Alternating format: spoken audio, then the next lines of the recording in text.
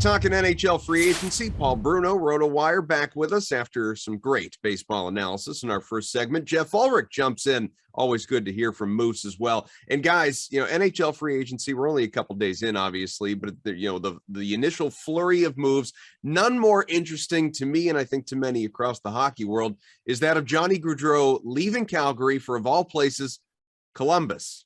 Like, that actually happened. He's a Columbus Blue Jacket now, got paid to do so, but he was going to get paid, guys, wherever he went, obviously. Jeff, you were with us yesterday. We didn't get your full take on this. So, what are your thoughts on Gaudreau landing in Ohio?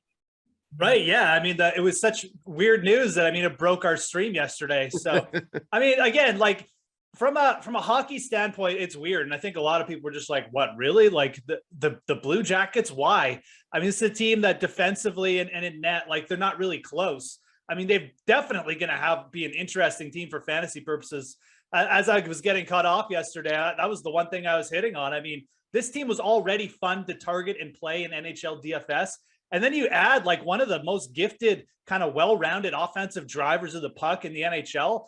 This top six is going to be fun, man. Like Patrik Laine, assuming he stays there as well. Gaudreau, adding him to the mix, it's going to be good. But man, these teams going to allow a lot of goals too. They're starting guys like Adam Boyquist in their first like top four, on the back end. Like, their goaltenders are young and really unproven still. So this team's going to get in a lot of shootouts. I think Gaudreau is a very, very big signing for them. He's a good building block, and I really don't hate the money, but like this one came out of left field, and I know Paul has some reasons to think that like there's a good reason why he signed there. But from a hockey standpoint, I really thought the Devils were the team.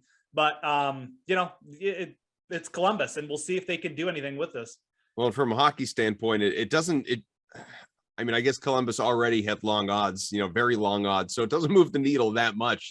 Blue Jackets still aren't even in the top half of the NHL when it comes to Stanley Cup favorites on the DraftKings Sportsbook. But Paul, he teed you up. Why? Why was Johnny Gaudreau circling Columbus on his list? Well, there's a family around Gaudreau, and his wife particularly was central to this decision-making process. It was revealed after his press conference, or during his press conference, that his wife has a career in the medical field and may have found a connection or a job with a large hospital facility in the Columbus area that suits her to a T. And so that was another big reason. Gaudreau did say that it was circled on his list for a while, but I'm thinking that his wife's career path had a lot to do with that. And, it's kudos to him for recognizing that she has a life too, and a career objective that she wants to follow up on. And it probably will outlast his hockey career. So I think that from that standpoint, it makes a lot more sense to me now. But on the ice, you start thinking about it. And Jeff made an interesting point when he dropped the name of Patrik Laine.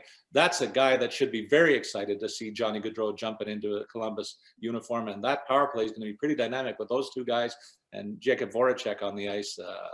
It's going to be trouble for opposition when those three are on the power play.